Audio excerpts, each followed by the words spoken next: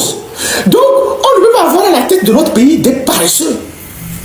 Des gens qui sont payés à ne rien faire. Ils sont payés à ne rien faire. Et à nous aligner toujours les mêmes phrases, les mêmes mots, les mêmes phraseologies. C'est ça la réalité. Est-ce que j'ai menti? Moudadia. Nous, il kaka bova. On avait un conseil des ministres là, aux réunions. Mais à l'ordre du jour, communication dit non. Nous, on sort Sénégal, le conseil des ministres là. On a pas communiqué. Il y a 5 pages. On détaille la mot. Burkina pareil. Mali même pareil. Et Ghana pareil. Côte d'Ivoire, on a détaillé nous. Togo, on est au plus 2 pages. On avait communication du ministre de l'Environnement, communication du ministre des petites, je sais pas, des FNFI, communication du ministre des Sports, communication du ministre de l'Administration territoriale sur les travaux du CPC. Et le Conseil des ministres a félicité l'ensemble des acteurs politiques qui se sont réunis au CPC et a encouragé machin. Après, on dit divers. Et on dit, sont nommés préfet de Djarbanga, telle personne. C'est ça le Conseil des ministres au Togo. C'est ça. Et donc, vous ne trouvez personne pour venir dire aux Togolais quels sont les projets structurants qui vont changer la vie des Togolais. Ni au autoroute Lomé d'Apango, il y a un emploi de la créer. Si on décide de créer l'autoroute Lomé d'Apango, vous savez combien d'emplois on peut créer sur 5 ans? Et les emplois directs et les emplois indirects. Vous savez combien? Quand moi je vais au Ghana, nous avons la coopération avec les pays partenaires. Et tout le temps, nous avons 3 milliards, on veut 4 milliards, on veut 6 milliards. Parce qu'ils n'ont aucune vision de leur pays. Ils n'ont rien dans la tête. Là où le Ghana demande 100 milliards, mais il y a échangé encore le Ghana, mais on va. C'était quoi si on a botté, et nous, et Témabé, on a botté, échanger beaucoup de temps, Japon est financé nous 70 milliards, 80 milliards. Le Japon. L'échangeur de Solibra en Côte d'Ivoire. Les carrefours de quoi? Japon. Tout quoi? Le Japon a Gaoua, on met 4 milliards. On finance pour le Kumongubo. Parce que on n'a pas les compétences avec. On n'associe pas les privés pour monter de gros projets, pour aller chercher de l'argent, pour faire de grandes routes au Togo, pour faire des infrastructures au Togo. C'est pas que les partenaires ne peuvent pas nous donner de l'argent. Mais Sophie veut dire aussi que on va dire que le Japon, nous avons tout ça, une grande salle de sport. Si nous avons tout ça de sport, nous avons salle de sport, les arénas, par exemple, à Dakar, à Kigali, le rôle des sports de Burkina ou de Cotonou, qui ont coûté 30 milliards, 40 milliards, 50 milliards. Tout le monde avait 10, 7 milliards. Parce que leur vision est à la taille du pays. Ils réfléchissent en rapetissant les choses. Ils regardent les choses en rapetissant les choses. Et donc, on est un petit pays et on est incapable de piloter de gros projets pour développer notre pays. On va chercher des 3 milliards, des 4 milliards chez les partenaires et on détourne une partie. Pendant ce temps, Fort, lui, il se promène dans le monde, il marche sur le tapis rouge et quand il revient après le voyage, il va, je ne sais pas, dans un village quelque part, on sort les gens, on dit applaudissez, applaudissez, et les gens applaudissent. Et nous, on dit qu'on a.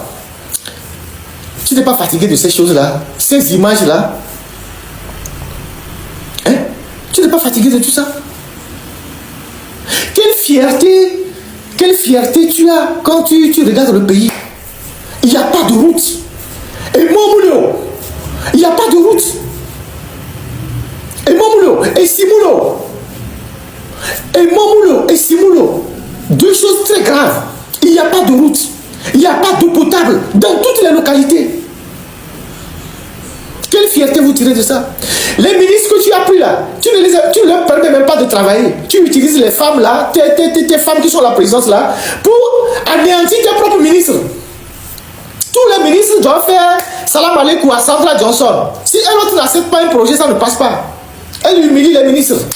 Elle leur parle comme elle veut. Parce qu'elle a le pouvoir du PC. Comment voulez-vous qu'une équipe comme ça puisse être harmonieuse pour travailler pour le pays? Il n'y a rien à faire. C'est pour ça que les Togolais disent que vous devez dégager. Parce que vous Non, c'est la raison pour laquelle Mme Yakadé a dit un jour de plus pour Fagne Assingbe, c'est un jour de perdu pour les Togolais. Et elle a raison. Parce que de tous tes anciens collaborateurs, celle qui te connaît le mieux, c'est Mme Yakadé. Elle dit qu'un jour de plus avec Fagne Assingbe, c'est un jour de perdu pour le Togo. Il faut que Fagne Assingbe s'en aille. Parce qu'elle sait que tu es arrivé au bout de tes efforts. Tu ne peux plus rien faire. Tu ne peux plus rien faire. Ce n'est pas en rafistonnant les choses qu'on développe un pays. Nous n'y pas développer la durée. Ou à les moyens à virer, ou à les doués à virer, ou à partir pantalon à virer, ou à partir attaquer à virer. C'est pas avec ça qu'on développe un pays. Faire les choses à minimum. Oui, les gens de Sagago se plaignent. Faites-leur une petite ruelle pour qu'ils passent. Les gens de Aguenivé, ils se plaignent. Mais et puis c'est fini. Les gens d'Aléron se plaignent. Faites-leur une petite ruelle là, ils vont se calmer. C'est ça votre raisonnement. C'est ça votre raisonnement. Ah oui, les gens de Atakpami se plaignent. Goudronnez 2 petites ruelles et puis ils vont se calmer. C'est ça le raisonnement que vous avez. Vous ne vous dites pas que telle ville, on va la prendre et on va changer la ville de façon structurelle. On refait les rues, on met les routes, on met les infrastructures, on développe, on met un paysage agréable et on change la structure de la ville. De telle sorte que dans 10 ans, cette ville-là, elle va drainer l'économie vers le haut. Rien du tout. Mais vous savez que Fagne Assingbe a les plus grands conseillers au monde. Si nous nous mettons à citer tous les conseillers de Fagne aujourd'hui, vous allez vous poser la question de savoir comment quelqu'un qui a autant de conseillers est incapable d'avoir des résultats. Dominique Strauss-Kahn, au-delà du personnage, c'est quand même un homme compétent. Il a été directeur général du FMI. Dominique Strauss-Kahn. Moi, je ne peux pas avoir pour conseiller Dominique Strauss-Kahn et je vais échouer. Carlos Lopez, Tony Blair, Obasanjo. Vous ne savez pas qu'Obasanjo est conseiller de fort. Obasanjo. Ils sont pleins. Il a tous c'est-à-dire, les Gapéry, les gens de la banque, tout ça, il a tous les conseillers. Donc finalement, ce ne sont pas les conseillers qui sont le problème, c'est le mec qui est le problème. Si tu t'entoures de tous les meilleurs conseillers au monde, et que toi-même, tu n'es capable de relever aucun défi, c'est que c'est toi-même qui est le problème. Bon, on les paye gracieusement. Tous ces gens-là sont payés gracieusement avec l'argent du contribuable togolais. Vous imaginez combien Dominique Strauss-Kahn prend au Togo, combien Tony Blair prend au Togo, les Carlos Lopez, ces gens-là même qui participent au séminaire gouvernemental au Togo, qui font des orientations au Togo. Enfin, la montigne quoi. C'est comme, comment je vais dire ça? C'est comme tu as un cerveau comme Elon Musk autour de toi. Tu es dans la technologie et tu échoues. Tu as Elon Musk autour de toi et tu échoues. Tu as les meilleurs économistes du monde autour de toi et tu échoues. Tu fais rien. Et le voisin de l'Est n'a pas ses conseils, mais il réussit. Le voisin de l'Est, de l'Ouest n'a pas ses conseils, mais il réussit. Il faut des prouesses.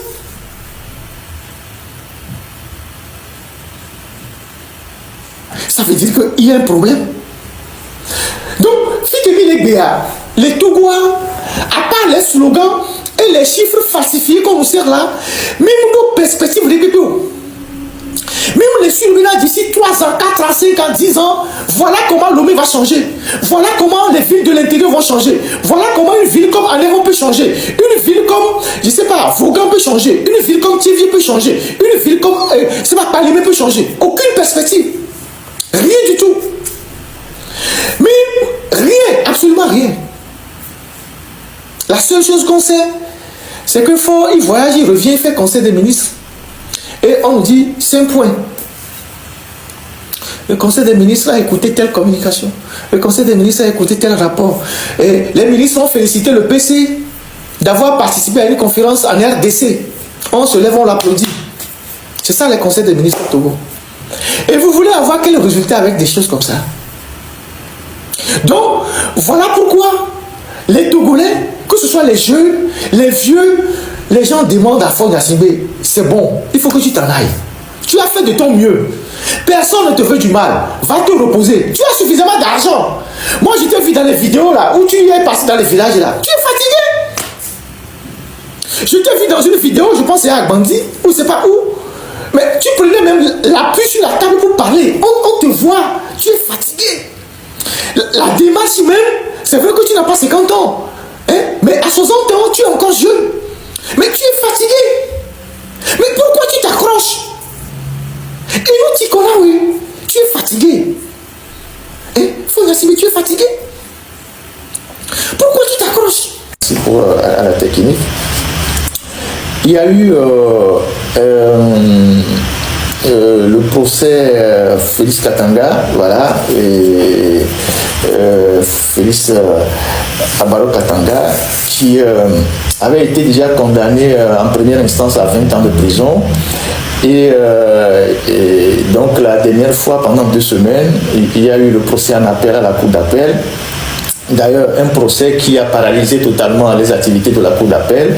Les juges ne pouvant pas venir tranquillement au bureau parce que à chaque fois que vous voulez venir à votre lieu de service, vous étiez soumis à des fouilles des militaires. On retirait les téléphones de tout le monde, y compris les magistrats, les greffiers et tout ça. Et donc pendant 2 semaines, la cour d'appel était paralysée. Et pourtant, on aurait pu tenir ce procès peut-être même dans une caserne, puisque M. Félix Katanga était jugé par le tribunal militaire. Donc on aurait pu délocaliser ce procès-là ailleurs et laisser la Cour suprême et la Cour d'appel faire son travail. C'est des dossiers qui s'empilent à la Cour d'appel. Déjà qu'on n'a pas suffisamment de magistrats, vous arrivez aujourd'hui à la Cour suprême qui est en voie d'être supprimée et il y a plein de dossiers qui sont là-bas, il y a des juges qui manquent, on n'arrive pas à organiser des audiences pour vider les dossiers et on a pris 2 semaines pour faire un simulacre de procès au bout duquel le général PAY a été condamné à 30 ans de prison. Ford lui a ajouté 10 ans, Ford son papa lui a ajouté 10 ans et ça c'est quand même incroyable. Il y a le président du tribunal, je ne sais pas, ou de la cour d'appel, qui a dit, qui a tenu une phrase que je vais reprendre plus tard pour nos soldats. Et il dit que quand on vous dit d'aller commettre des crimes, vous devez savoir que c'est seulement votre seule responsabilité qui est engagée. C'est ce qu'il a dit pendant le procès. Et ça, les militaires togolais doivent mettre ça dans la tête. Il faut que je retrouve l'intégralité de la phrase qu'il a prononcée et de la phrase qu'il a prononcée à ce procès-là, le président du tribunal. Il était en train de rappeler les dispositions à un soldat ou à un officier en lui disant, écoute, la loi permet que tu refuses d'exécuter les ordres parce que c'est un ordre qui est illégal. Et donc, si vous ne continuez pas à accepter de faire les basses besognes, vous êtes les seuls à être responsables devant les tribunaux. C'est ce qu'il a dit. Il faut que je retrouve cette phrase-là. Je ne sais plus. Voilà. Voilà. Le procureur a lu un dispositif de la loi militaire stipulant qu'un militaire a l'obligation d'exécuter les ordres, mais en même temps, il est responsable des actes qu'il pose. C'est ce que le procureur a dit pendant le procès. La loi, le procureur militaire, il dit, la loi militaire stipule qu'un militaire a l'obligation d'exécuter les ordres, mais en même temps, il est le seul responsable des actes qu'il pose. Et ça, ce que le procureur militaire a dit, vous les militaires togolais, vous devez mettre ça dans la tête. Ça veut dire qu'on vous envoie faire les bêtises.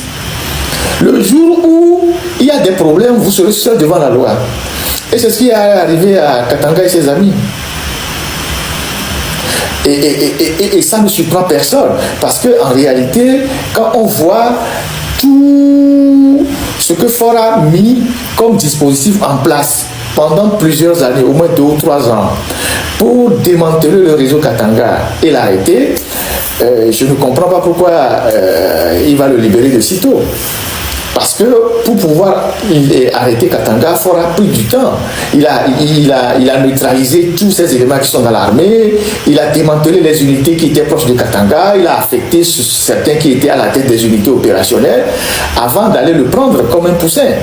Donc, s'il faudra mis autant de temps et beaucoup de moyens pour isoler le général Katanga avant de l'arrêter, ce n'est pas au cours d'un procès parce qu'il appelle papa qu'il faut le libérer. Et ce qui arrive à nos militaires, ça doit servir de leçon à tout le monde. Et j'ai toujours l'habitude de dire, ceux qui servent Faure Gnassingbé ne le connaissent pas. Lui, il a une longueur d'avance sur vous. Il sait à quel moment il va neutraliser un certain nombre parmi vous. Les gens qu'il a utilisés pour des basses besognes, les gens qui l'ont servi, les gens qui ont profité aussi pour se servir. Il sait, il a les dossiers de chacun d'entre vous. Et il sait quand est-ce qu'il va vous neutraliser. Malheureusement, on a des officiers d'opérette, des généraux d'opérette, des gens qui ne sont que des officiers sur le papier. Quand ils raisonnent, vous vous demandez s'ils ont vraiment fait des écoles de guerre, s'ils ont fait ci, s'ils ont fait ça. Des gens qui n'ont aucune capacité de lire les événements et d'anticiper le danger qui les guette, et ils se font prendre comme des poussins. Si on vous dit que ce général-là, qui faisait la pluie, le beau temps au Togo, qui était craint de tout le monde, va se faire arrêter comme un gamin et être aujourd'hui condamné à 30 ans de prison, on n'y reviendra pas. Donc voilà, et donc ceux qui font aussi le zèle aujourd'hui, quand Faure n'aura plus besoin de vous, il va vous liquider dans un. Donc c'est vous qui pensez que bon, vous avez le pouvoir, mais c'est lui seul qui a le pouvoir. Vous n'êtes que des instruments qui sont dans ses mains. C'est comme les enfants qui jouent. Faure, il a l'habitude de jouer aux jeux vidéo. Quand il se lève le matin, il prend son petit déjeuner, il joue au moins 1 heure de temps de jeux vidéo avant de voir dans quel pays il va décoller avec son jet. Donc, il joue un peu, je ne sais pas si c'est les mangas ou quoi, mais il joue les jeux vidéo. Ceux qui le connaissent savent qu'il joue beaucoup les jeux vidéo. Et donc, vous êtes comme des petits instruments que lui manipule sur sa tablette. Il déplace les pions. Et vous, dans vos petits coins là, comme vous êtes des petits Mussolini, en dehors de lui, vous pensez que vous êtes des gens puissants. À un moment donné, il vous démontrera que en fait, vous n'êtes personne, c'est lui le chef. Et comme j'ai l'habitude de le dire, dans une dictature, seul le chef est dans la durée. Tous les autres, ce sont des fusibles qu'on saute à tout moment pour pouvoir pérenniser le régime. Donc voilà, bon, on n'a pas grand-chose à dire au général Katanga. Du courage à lui, bon courage à lui. En 2005, c'est lui qui a dit qu'un beau ne trahit pas, et donc il est dans sa logique, et on ne peut que lui souhaiter beaucoup de courage. Alors, des faux chiffres, et pour faire des annotations fantaisistes, on va vous dire que oui, le Togo a été classé 3e dans ceci, dans ça, en Afrique de l'Ouest. Tout ça, c'est des manipulations. Je ferai un live spécial sur cette histoire-là, avec les manipulations, comment ils font pour corrompre les institutions, les individus qui prennent des sous, et comment ils corrompent les agences qui font les notations là, et pour venir sortir des chiffres imaginaires comme les $1 300 de PIB annuel au Togo. Quand vous voyez les gens vivre au Togo, quand vous voyez comment les gens souffrent dans notre pays, c'est dans les vidéos qu'on a entendu les gens dire qu'un agent de sécurité gagne 35 000. C'est ici que j'ai fait plusieurs lives pour démontrer que les jeunes qu'on a pris dans les usines à la PIA étaient payés au lance-pierre. Ils n'avaient pas de contrat, ils n'avaient rien. C'est des gens qui souffraient. Quand il y a des accidents de travail, ils meurent. C'est ici qu'on voit 3000 dockers au port. 3000 dockers au port qui sont payés au lance-pierre. C'est-à-dire qui n'ont même pas de sécurité sociale, qui n'ont pas d'assurance, qui n'ont rien. Qui sont payés 2000 francs par heure à transporter des lourds bagages. C'est ici qu'on voit les conditions des travailleurs togolais. Les enseignants, les gens, les fonctionnaires togolais aujourd'hui, ils sont les plus grands mendiants de la République. Parce que le salaire ne suffit pas. En dehors de la minorité, les fonctionnaires togolais aujourd'hui, en tout cas ceux qui ne volent pas, sont obligés le soir, en rentrant à la maison, de faire du zémidjan ou de faire du gros zème avec leur taxi pour pouvoir joindre les deux bouts. Où est-ce que vous avez trouvé les $1300 annuels? Et ça porte la touche de cette dame-là. Je ferai un live sur ça. Les magouilles qu'ils font, les manipulations des données, des chiffres. Puisque c'est elle qui s'occupe aussi de la statistique. Parce que c'est Sandra Johnson qui est ministre de la planification. Et donc, tout ce qu'ils font, les recensements de la population, le trucage, tout ce qu'ils font là, c'est elle qui fait ça. C'est elle qui organise ça. Je vais m'occuper spécialement de ça. Pour qu'on arrête les conneries. Parce que si le Togo se porte économiquement bien, ça devait rejaillir sur les populations. On devait le voir dans les rues de Lomé. Les gens devaient vivre heureux. Les gens devaient se sentir mieux. Vous voyez?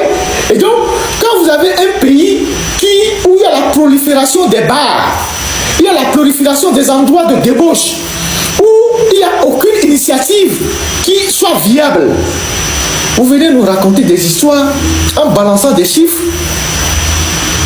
Ne pensez pas que les agences de notation, les institutions internationales ne sont pas des corrompus. Ils sont des corrompus. Les gens prennent de l'argent pour manipuler, pour maquiller les chiffres. On a vu le cas du Sénégal avec la dette cachée. Et c'est ce qu'ils font.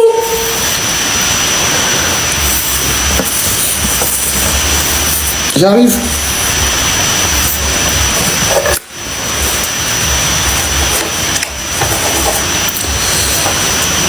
Alors, il y a eu le live de la semaine dernière, j'ai eu à évoquer certains sujets qui... Et voilà gars, j'espère bien que vous avez tous suivi la vidéo du début jusqu'à la fin. Voilà, c'était une fois encore Ferdinand Haïti qui fait des révélations que vous avez écoutées.